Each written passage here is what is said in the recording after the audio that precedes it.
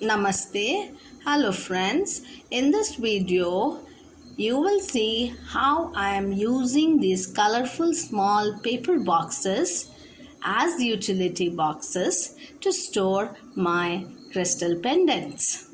These boxes are very easy to make, and I have put the link in the description box so that you can see how to make different kinds of paper boxes for your use.